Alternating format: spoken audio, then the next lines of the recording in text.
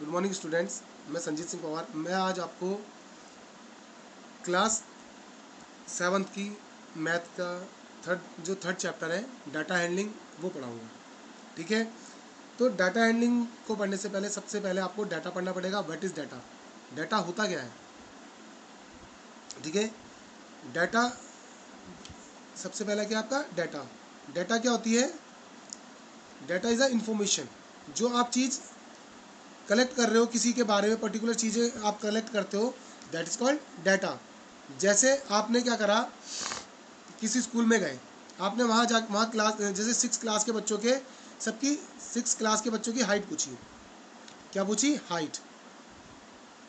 तो किसी ने बोला 4 फुट 3 इंच, ऐसे करके। किसी की 5 फीट 6 इंच आई। तो ऐसे करके बहुत सारी हाइट आ जाएगी।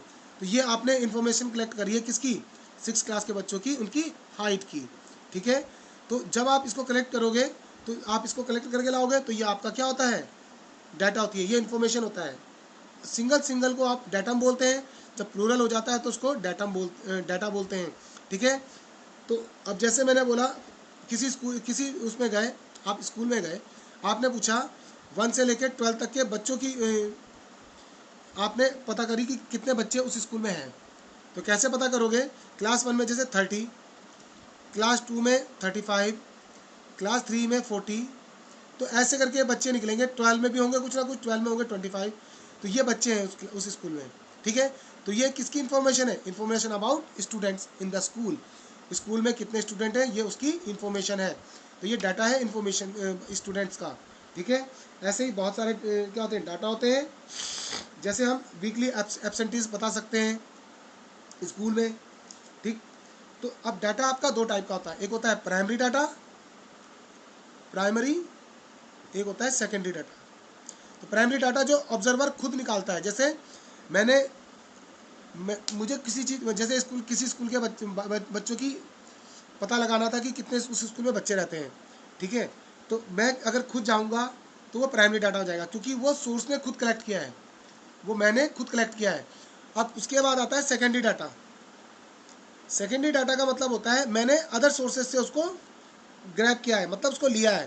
जैसे मैंने किसी बच्चे को पूछ लिया तुम्हारे स्कूल में कितने बच्चे रहते हैं, उसने कहा 50 बच्चे 10th में, 30 बच्चे 12th में। तो ये सेकेंडरी डाटा हो गया, मैंने दूसरे मीडियम से उस सोर्स को कलेक्ट किया है। ठीक है, तो वो आपका सेकेंडरी डाटा होता है। उसके बाद डाटा को आप जब फॉर्म करते हो तो वो रो डाटा हो जाता है। क्या हो जाता है? रो डाटा। और उसको ग्रुप कर लेते हो। जैसे मैं आपको अब दिखाता हूँ, देखो बच्चों, अब जैसे हमारे पास हमने एक टेबल बनाई, बच्चों का नाम लिया। जैसे रोल नंबर 1 राहुल था, राहुल के 41 नंबर थे। मार्क देखो यहाँ पे एक इसमें क्या करा, रोल नंबर लिखा, नेम लिखा, मार्क्स आउट ऑफ लिखा। ठीक है, तो रोल नंबर 1 जैसे नेम राहुल, मार्क्स कितने? 41। नंबर 2 है राम, 39 मार्क्स। नंबर 3 पे नरेश, 50 मार्क्स।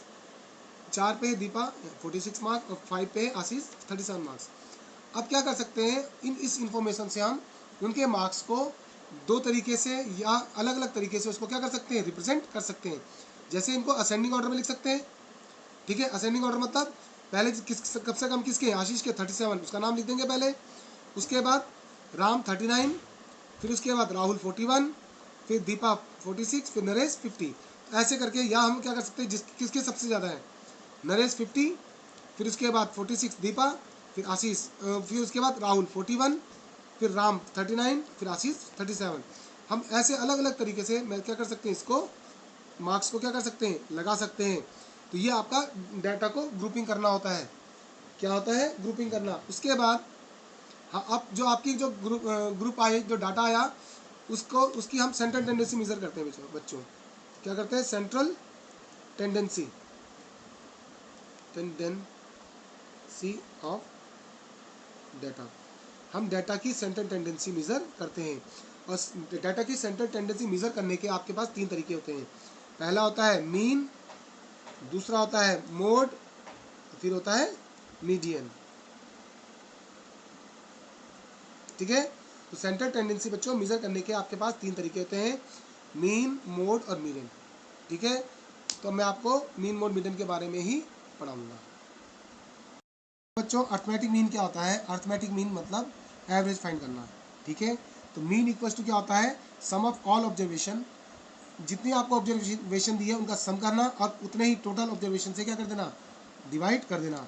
अब जैसे एक एग्जांपल देखो, 1 2 3 4 5, ये आपके पास 5 नंबर है, इसका मीन निकालना है। तो मीन इक्वल टू क्या होगा? सम ऑफ ऑल ऑब्जर्वेशन, मतलब इसका इसका इसका इसका और इसका सम, यानी कि 1 + 2 + 3 + 4 + 5 upon total observation. Total observation मतलब नंबर ऑफ ऑब्जर्वेशन, कितनी ऑब्जर्वेशन है। तो 1 2 3 4 5, तो अपॉन 5, तो कितना हो जाएगा? 9 + 3 12 + 3 15 अपॉन 5, 5 3 जा 15। तो इन 5 नंबर का मीन कितना आया? 3। ऐसे करके आप क्या करोगे? सब जितनी ऑब्जर्वेशन लिखी रहेंगी उसको प्लस करोगे और नंबर ऑफ ऑब्जर्वेशन से उसको डिवाइड कर दोगे कि टोटल ऑब्जर्वेशन से, तो आपका मीन निकल जाएगा, ठीक है बच्चों। उसके बाद हम निकालेंगे रेंज। क्या निकालेंगे? रेंज। रेंज कैसे निकालते हैं? मैक्सिमम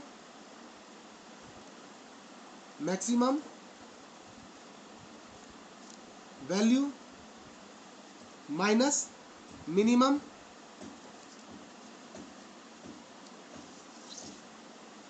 वैल्यू, ठीक है।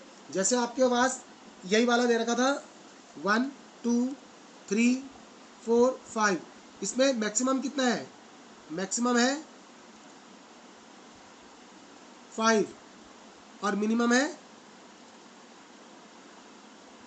1। तो रेंज कितनी हो जाएगी इसकी? Range equals to 5 - 1 equals to 4, ये इसकी क्या हो जाएगी? रेंज हो जाएगी। तो ऐसे करके आप क्या करोगे बच्चों? इसके न्यूमेरिकल करोगे, ठीक है।